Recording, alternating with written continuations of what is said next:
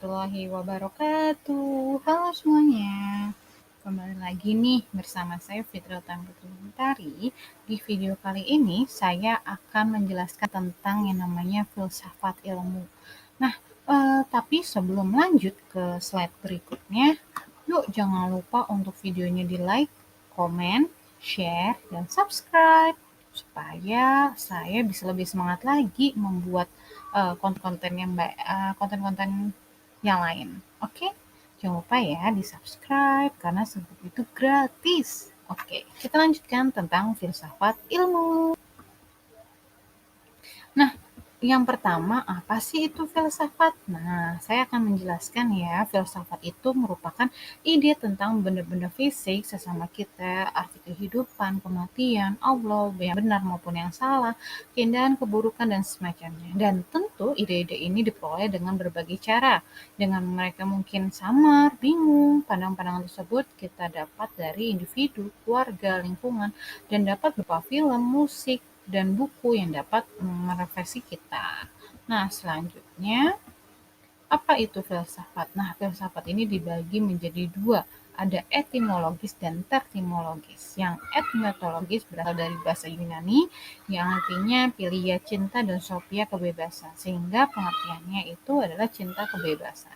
Sedangkan tertimologis itu adalah filsafat sebagai ilmu kritis. Nah, dalam hal lain, filsafat diartikan sebagai interpretasi atau evaluasi terhadap apa yang penting atau apa yang berarti dalam kehidupan. Selanjutnya, apa saja sih dari objek filsafat itu? Yang pertama itu ada objek material filsafat, yaitu meliputi segala sesuatu yang ada. Segala sesuatu itu ada Tuhan, alam, dan manusia. Nah, selanjutnya ada objek formal. Nih, filsafat adalah dari sudut pandang dan hakikatnya. Filsafat berusaha untuk membahas kebenaran yang sesungguhnya atau sejatinya atau intinya atau esensial. Nah, ini ada sudut pandang sosiologi, sudut pandang psikologi, sudut pandang ekonomi, dan sudut pandang filsafat. Nah, ini bisa kalian baca tuntas. Nah, kalau misalkan kalian mau baca tuntas, silahkan di pause dulu videonya. Nah, selanjutnya ini ada cabang ilmu filsafat, ada epistemologi, ada logika, ada metafisika, ada teori nilai. Nah, ini semua yang akan kita bahas di slide berikutnya. Untuk yang pertama itu ada logika.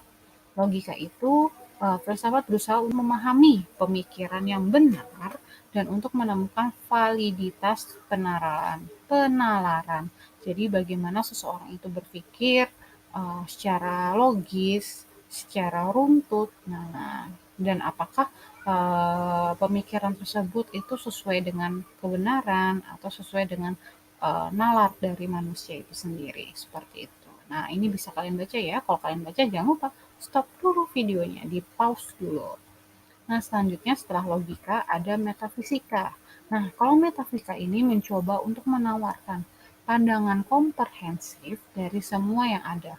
Hal ini tentu aja berkaitan dengan masalah seperti hubungan penting, sifat perubahan, arti kebebasan, keberadaan Tuhan, dan keyakinan dalam keabadian pribadi. Nah, ini ada beberapa pemikiran filsuf juga bisa kalian baca.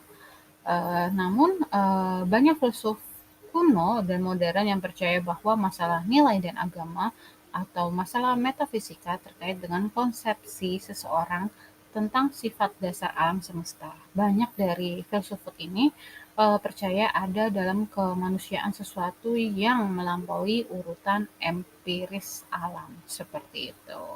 Nah, sedangkan epistemologis itu mempelajari tentang pemikiran manusia mampu untuk mengetahui sesuatu, sumber apa yang kita dapatkan dari pengetahuan tersebut, apakah kita memiliki asli pengetahuan di mana kita dapat bergantung atau haruskah kami puas dengan pendapat dan tebakan. Nah, apakah kami terbatas untuk mengetahui fakta-fakta penalaran akar dan yang utuh seperti itu? Apakah kita dapat melampaui apa yang indera ungkapkan? Nah, ini ada beberapa yang dipelajari dalam epistemologis.